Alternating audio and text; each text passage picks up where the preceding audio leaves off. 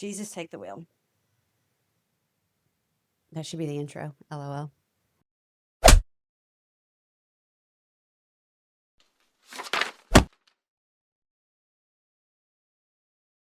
Y'all, JudgeMental Podcast, Wednesday. Today we are sending a letter to the judges after recent events of being locked in the courtroom, denied access, because we are very concerned about the transparency in court. If you have not listened to episode 19, I think that is Hugh's solo episode. My mama called me yesterday.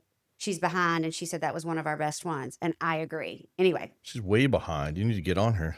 Failure, I know. She feels bad. LOL. She also was like, you know what I really like is that Josh guy y'all had on. His story's so compelling. So we have sent a letter, essentially. We've sent it to all family court judges and CC'd McKay Chavan. We probably should send it to all judges, all other judges, although I have not heard of anyone being denied access to any courtrooms other than family. Have you? No, but that's just who's reached out to us. Or physically done it to me. Oh, yeah. Yeah, absolutely. And so basically, transparency, we had this heated debate about Zoom court, and I am extraordinarily concerned about the lack of access to public courts. I mean, I really would like for students, for law students, for lawyers to just go sit in court and watch and see, because you can learn a lot, and I enjoy it. I wish I had done it a lot more. Well, how often when you've been sitting in there in the last couple of months have you said, oh, that's a really great way to do it, and you actually learned something? I digress. Yeah. No, that's true. I've sat, early on in my career, I sat through jury trials, and people have to, it's a lot more performative, but it's a lot more, it's all you've thought through down to the word a lot more in those circumstances than you have to in circumstances where you don't have a jury and you can pivot and you can change things up as you're sitting there. And I learned a lot, especially on the cross-examination stuff.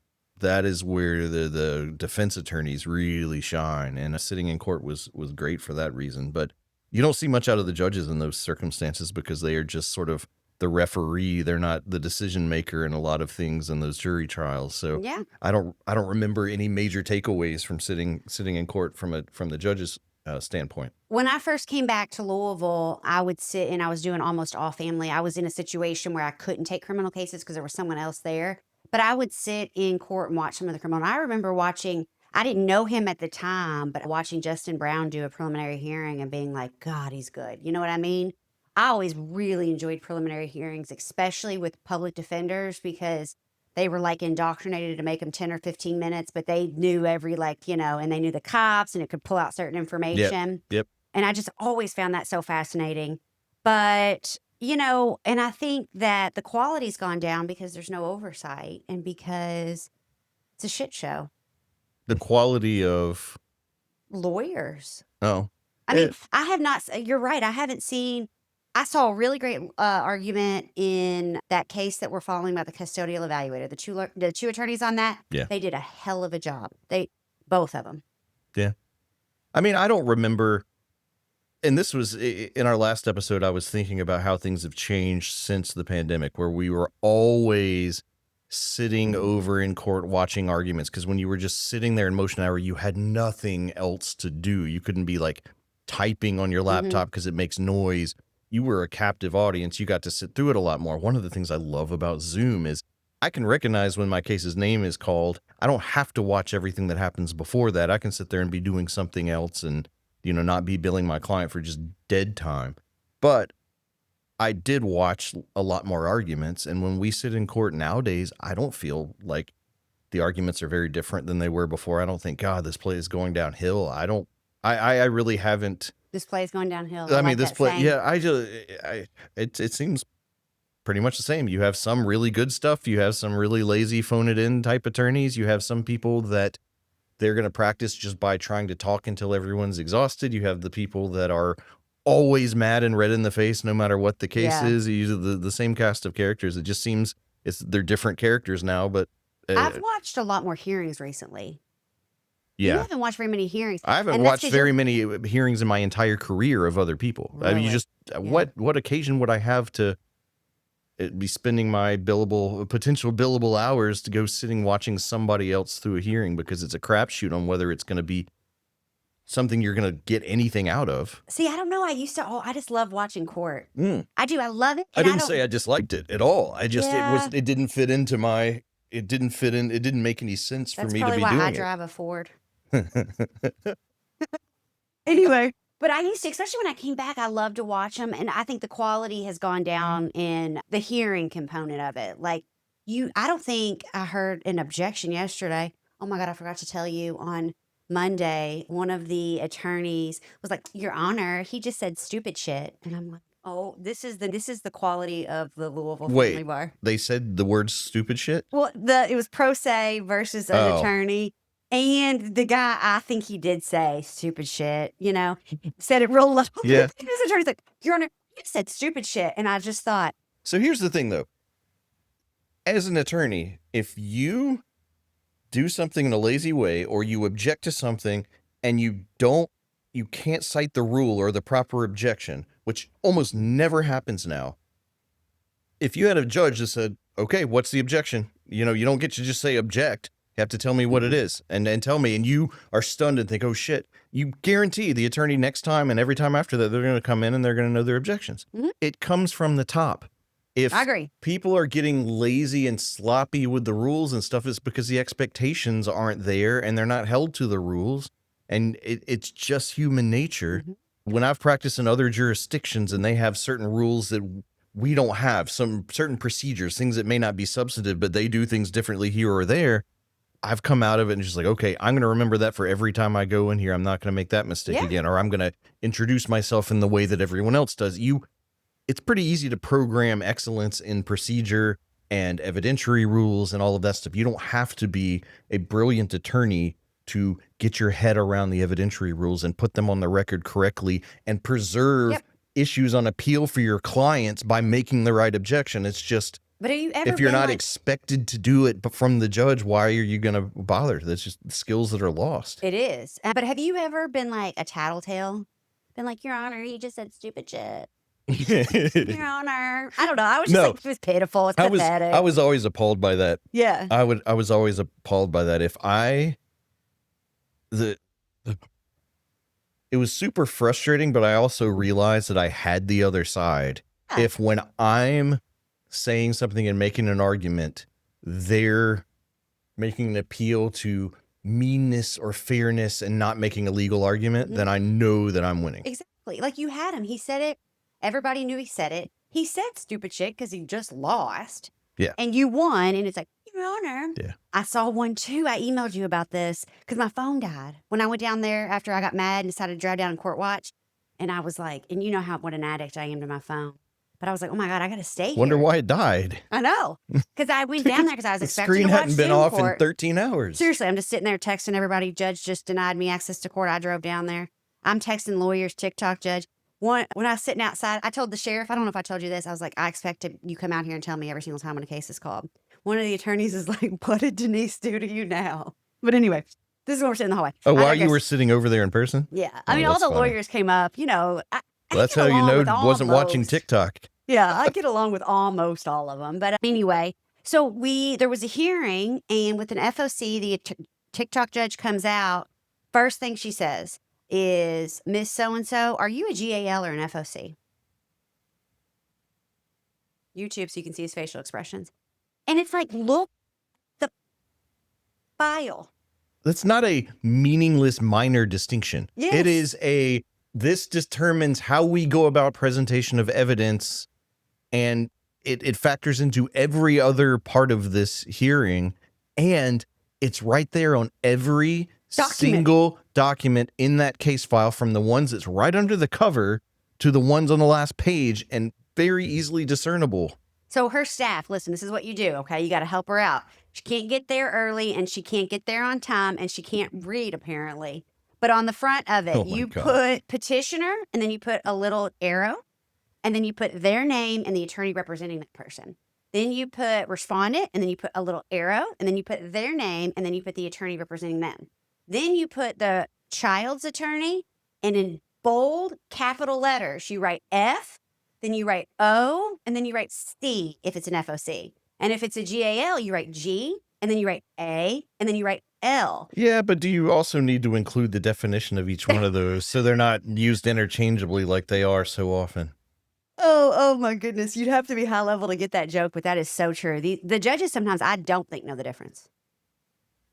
Well, if you were one of the ones that practiced a lot of your career during a time where they were both used the same, I could get for the first little while after the court Yeah. case came down and they were separated out, but it's been over a decade now since that happened. As a bare minimum, we should all know the difference. Yeah, and it's one of those things too. It's like, if we had this platform that's obviously growing and growing and growing and growing, 3 months anniversaries tomorrow, literally streaming in all 50 states, downloaded in 13 countries, 4 continents. Everyone, like people in Singapore are hearing about the TikTok judge. Okay. That just goes to prove that there just isn't shit going on throughout the world right now, apparently. Or that family court is a problem everywhere. I'm kidding. No, yeah, I know. No, of course. But you just got to have a pep talk and just today, every single hearing I have, I'm going to know whether or not the child's attorney is a GAL or FOC. That's just set the bar. Well, sure. And then you give TikTok judge, I will give you a $25 Sephora gift card if you can make it 1 week with properly knowing if the person is a GAL or FOC. Oh, my Lord. I don't bet against her. I've learned that lesson. But you know what? One of the reasons this happens, I think, honestly, is the same people are appointed on virtually every case for both. So, you're just like, okay, well, there are kids' issues. I'm going to see this person, that person, or these all over there. It's going to be the same people. Your FOC on the case that was called right before this one, you probably GAL on the one after. Which friggin' role are you doing now, since I've appointed you on every single case? Yeah. And by the way, first tell me whether you're FOC or your GAL, and then see if you can remember on the spot without looking down at the client's name. Oh, yeah. Can you remember the kid's name without flipping through your file to read it? Bet you can't, because you've got 500 cases that you've been appointed on. And these are people that are being appointed to represent children's best interest or be investigative for the children's best interest or child or whatever. They don't know the kids' names at hearings that are billing hundreds of dollars an Getting hour. the age wrong or mispronouncing them in such a way that, like, insulting. You've got the parents who might have clearly spent thousands of dollars by the time you're in a hearing on the GAL, and you want them because the judge has given you the authority to boss the parents around and assert your parenting style on this family, and you want them to actually follow it. Maybe they'd have some respect for what you have to say if you could actually learn to pronounce the kid's name correctly or remember what it is before you're sitting there at the hearing and have to look through your notes to figure out the kid's name. That's pretty pathetic, but it happens all the time. All the time. Again, get a Post-it note out there for your staff, okay? On the front of your file that you're carrying to court, write down 2 children named Joe and Jimmy. It's like, it's not rocket science, but this is going to piss you off. I don't even know. Sometimes I don't think Hugh reads all my text messages and emails, and I can't imagine why, because I send like 1,400. That actually isn't true. I do. No, I'm kidding. I'm joking, but the email I sent you from court, the opening line, I don't think I can say it here because it is kind of probably inappropriate. Do you remember? On the day you were over there? Yeah. I said my phone died. I've been listening to her talk for... Oh, yeah. So, but this happened. So it was a hearing that was not on time, I don't think. Maybe it was because something had been canceled before. We have 1 lawyer, 1 pro se parent, a attorney representative appointed the child, which was an FOC. And guess what happened? FOC stayed in the room during the entire testimony. Oh, no. I remember you. Oh my God. Yeah. You talked about segregation of witnesses. You talked about FOC staying in the room. And I do remember that. I think I've tried to block it out because it's just so basic. And if it weren't basic enough, if it weren't something that everyone should know, there's now published case law that says, hey, guess what? You have to do this. Like, this separation of these people from the courtroom may not be in the statute.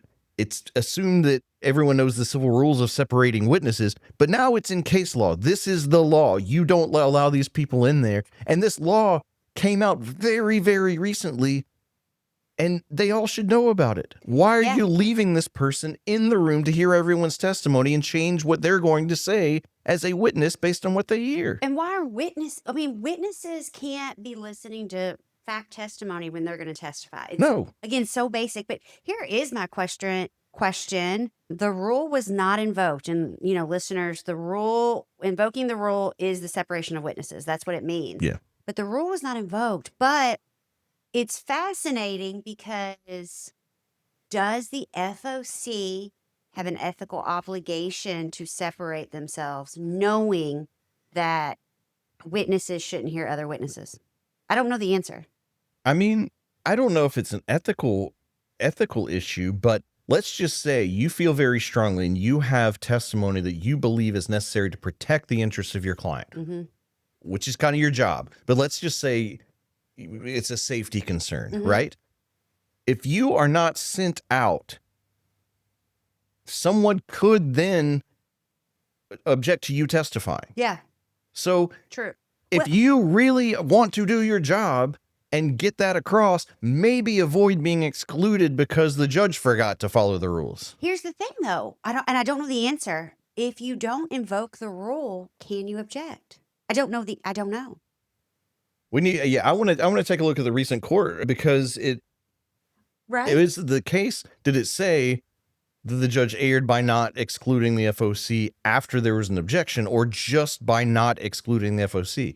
So that's interesting. That's a really good point. The case is White v. Cole, and it is fascinating too because it's overturned on other issues, but then the court goes into like a diatribe saying, "Hey, y'all, you got to be mindful of due process." Also, Van Gansbeek goes into that too. I mean, because I made the objection.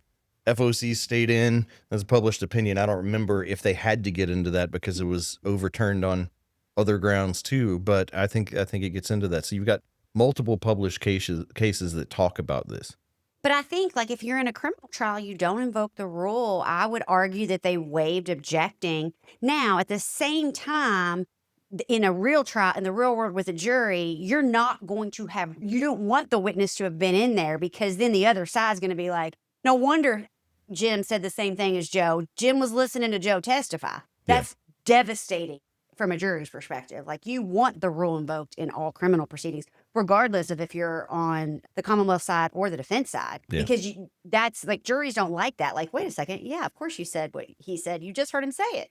It's not rocket science. Again. But when you're not dealing with a jury, you're not dealing with the issues with like a mistrial. Yeah. I think one of the reasons, and we talked about in the last podcast, the procedure, you pointed out that there are more rules that have to be followed in civil cases, but the consequences of not following them are different in criminal cases when you have a jury, because not following something where the judge is both the fact finder and has to make the conclusions of law, it's not a mistrial. You're not throwing the whole thing out the same way as if you miss one of those rules and a jury overhears something, and someone could request a mistrial and get it, and the whole thing has to be done again, wasting money, resources, time, all of that. Oh my gosh, I just had an idea. We should literally, this is so random. Do you know what has to happen in order for Jeopardy to attach? Oh, Jeopardy. Oh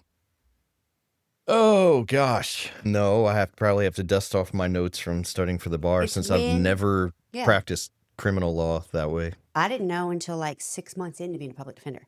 But it is actually, Jeopardy attaches when the jury's sworn in, their oath to swear in. And I actually had a case. Oh. So even if you could have, that's when Jeopardy attaches. I had a case one time, Salt Forth jury trial. We swore in the jury, did voir dire, it was an assault case. The victim showed up in the middle of voir dire, banging on the door, shit-faced drunk, got arrested. My guy Jeopardy is attached, and the case dismissed it because he couldn't testify. It was hysterical. But I digress. Oh my God. But anyway, and so I was so nervous too. And my guy swore he didn't do it, and this guy showed up shit-faced. But oh my God, yeah, you'll take that. Take that any day. I just had a random thought. We always have like business ideas, but seriously, we should do like flashcards or like a game where we do like legal knowledge. And like do it for mock trial or do it for lawyers, or like make a game out of it. We've talked about that from the beginning. That'd be fun. I digress. We'll talk about something else. Yeah. But anyway, so FOC stayed in the room. I don't think that this person should have done that. It was an interpreter case, which is particularly painful just because the flow never gets right. Yeah. It's not anybody's fault or anything like that. It's tough. Yeah, it's But tough. the flow was very off, and I thought it was a slam dunk case. I don't know what the ruling is going to be, but I digress. But Denise, get to work on time, separate witnesses. Yeah. No, get to work on time. Oh, I'll give you, I don't even know what I'll do. I got to think, but I'll do something very nice for you. If you get to work on time 5 days in a row, you know whether it's an FOC or GAL, and you separate witnesses. I mean, I'm talking gourmet, okay? I'm talking like high-level makeup products. I'm It's just- talking more than $29.99 per product. I will tell you that separation of witnesses with FOCs was a problem in every single division that I can remember trying a case in front of. And it was something that I kicked and screamed about. And as I got further along in my career, it was a hill that I would die on because it's so important. It's so basic. But I mean, you would just get told, I'm not doing it. He can stay in the room. She can stay in the room. Move on, Mr. Barrow. And it's like, but everything we do after this is problematic. There's so many problems to this. And it's not just a problem for this hearing. Like if you were at a criminal trial, oh, we get a mistrial or this happens and something gets dismissed. It's the fact that you've appointed this person who's going to stay in the case for this long.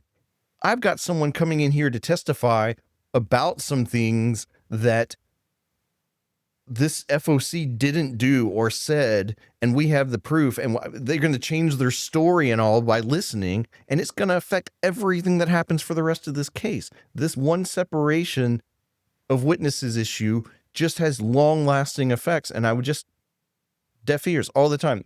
Yeah. Always left in. Almost every trial I had, we had FOCs left in the courtroom. I have a dumb question. Did this happen in other counties or just Louisville? Oh, other counties. Really? Oh, gosh. Some other counties, so smaller counties, there are even less people that are appointed. And that you kind of get that. There are just less people practicing generally in family court. And in a lot of really small counties, you get most people to make a living have to be general practitioners and do all kinds of law. So you find someone that will take those appointments. They almost become like court staff. Yeah. You see those people going in and out of the back.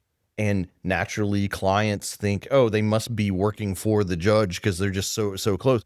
But it just creates this atmosphere where they sort of have their spot to sit over in the courtroom and they chime in where they want. And they're just always left in, especially in the counties where you have motion hour, where someone will bring a motion and then you have a mini hearing, which actually counts as a hearing. And that FOC is always just kind of sitting there and they say, oh, Miss So-and-so or Mr. So-and-so, you on this case? What do you think about this? And they've listened to all the testimony. But again, it comes down to the question, is it an error if no one invokes the rule? Because in those counties, I do it, but I usually requested a full hearing on a different date. I didn't like those motion hour hearings, but if no one is actually requesting they be excluded. I don't know. And I did talk to another attorney the I'm other going to day. find out here as soon as we're finished recording. I'm it's interested. really fascinating. And I do think we should have like a debate on that and then try to give some attorneys too, when the law changes, it's like, okay, you do have to, or when we get new published opinions or unpublished opinions, you have to pivot. Like there are things you used to do that you can't do anymore and blah, blah, blah. But it's your job to be up to speed on those. Yeah. And some of these cases that talk about the exclusion of witnesses, talk about due process, talk about how fundamental this is. It's not like some nuanced gray area. Right. This is pretty basic in black and white. And this attorney said, if I were an FOC, I would not attend motion hour and I would stay outside during a hearing, period. Because I don't want to get sued for violating, or I don't want to have a malpractice, or I don't want to have anything. And I just think that's what the rules. And I think you're going to have real trouble as an FOC actually justifying your bill for coming to motion hour after some of these rulings. I mean, and the whole idea that it's not in the civil rules that you have to copy an FOC, if they're not acting as an attorney in the case, you're copying them on all the pleadings and then billing for reading pleadings. Like if you have, let's say I write a Rule 11 that goes through, and this is sort of extreme example, but goes through the conversations from here to here on a discovery issue that has nothing to do with the kids, and I got to copy the FOC and they're going to bill for it. Bullshit. Yeah. And if I don't copy them on it, someone objects to the judge hearing that motion because I didn't copy the FOC. That happens too. And I'm like, who cares? Number one, they're not a party. They're a court-appointed expert. If the court appointed an accountant, I would copy the accountant. If they appointed someone to sell the house, I wouldn't be copying them on pleadings. Anyway, I've always found it to be weird. It wasn't hard, especially with electronic service, to just everyone gets it anyway. So, I mean, whatever. But still, it's just a waste of people's money. Like, you don't need to have an attorney. In my opinion, I think FOCs are completely worthless. In my opinion. They're contract judges. Yeah. It's outsourcing the work. And I can understand the inclination to do it. And they can certainly spend a whole lot more time than the judge can finding facts. But that doesn't mean that it's proper and that it's, I have the same problems with it that you do. Oh, and then really quick, we'll wrap up. There was a change. I did not know this. Not all domestic violence cases are public any longer. I did not know that there was and I need to research this. I talked with a different attorney that said, there's a new Supreme Court rule that is, obviously we knew for domestic violence, if kids are involved, they're appointed a GAL. Yep. But now they're cabinet involvement, so it's automatically confidential. Did you know? I did not know that. That's No, since I quit practicing. I did, but I didn't remember when we talked about it earlier. I had heard that, but it was something it changed while I was still practicing, but I don't know that I did much domestic violence work since it changed. I think I had 1 or 2 hearings where the GAL provision, came into play, but I honestly wasn't paying attention to the other part in what I did because I avoided the hell out of hearings on those things, no matter what side I was on, because you never know what's going to happen. But I did know that. I had completely forgotten it. Which I think is somewhat scary to just think about. We've got more secret courtrooms, and to all the cabinet workers following along and encouraging us and coming up to me in court and getting to work on time. You are the best. I love you. Judge-Y.com. We have a new episode that will be coming out on Friday where we are going to drink beers and bitch. Yep. Gonna be fun. All right. Thank y'all. Yep. See ya.